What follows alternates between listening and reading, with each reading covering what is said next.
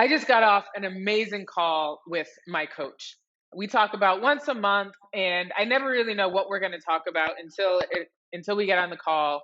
And what bubbles to the surface bubbles to the surface. And so today we talked about me climbing the same mountain, and I decided at the beginning of this year that I'm sick of climbing the same mountain over and over again. And so, to give you some context, about 10 years ago, uh, I lost, I released a good amount of weight, about 100 pounds, but I wasn't really present in it. And so, over the course of the last 10 years or so, I put it back. I put about 50 of those pounds back on. So at the beginning of this year, I made the decision. I said, I want to release this weight, but more importantly, my actions backed that up. But I also decided this year that I am sick of climbing up the same mountain, right? So what that looks like is I've set a goal, I get to the top of that mountain, and then I don't set another goal to go up another mountain. So what happens is I just slide back down that same mountain for me to then go back up that same mountain. I just keep doing that over and over. And I'm sick of it, right? Because then at the end of the day, I'm like, what have I done? What have I accomplished? Where have I pushed my needle forward? So this year, I'm like, no, I'm not doing that anymore. I'm going to climb up this mountain and I'm going to get to the next one.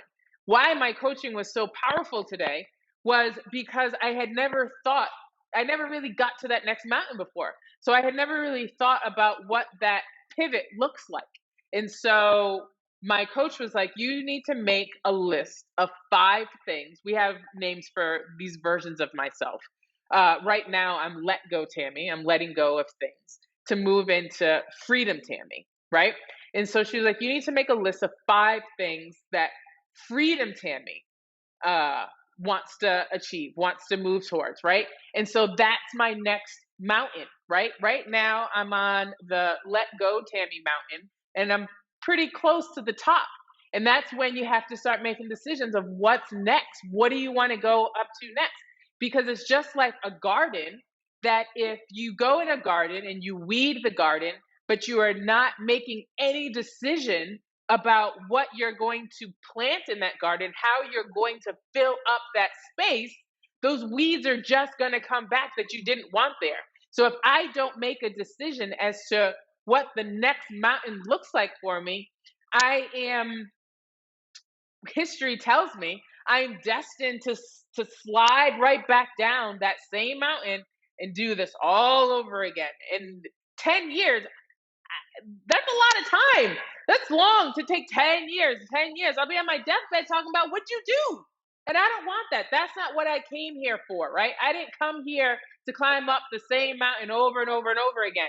I came to accomplish some stuff. I came to change some stuff. I came to bring my soul to a new level. And I can't keep doing that, doing the same thing over and over again. So I'm super excited about doing this new list of what's my next mountain? What do I want to do? What do I want to accomplish? And so I want to ask you, what's your mountain? Are you climbing up the same mountain, falling back down, climbing up, falling back down? Or do you easily move from mountain to mountain and just keep climbing and climbing? If you are somewhat like me and you get to the top and you're not making um, definite decisions as to what the next level is for you, if you're close to that mountain right now, make your list. Make your list of 5 things. What's next? What do you want to do? You're close to the top of one mountain and you're going to move to the next one. How are you going to get to the top of that next mountain and keep it going? What's going to be that motivating factor to keep you going so that you don't slide down?